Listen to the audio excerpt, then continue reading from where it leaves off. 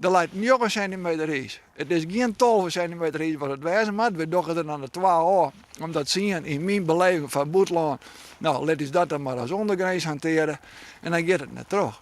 Dat slaat nergens op, wat mij betreft.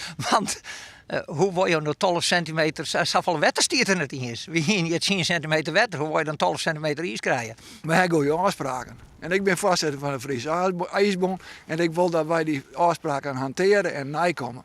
Want dan hoeven ze dat mij zien. Dan heb je dus geen vertrouwen in deze organisatie. Als het net koer, dan zoen wij het net waan. Werkelijk,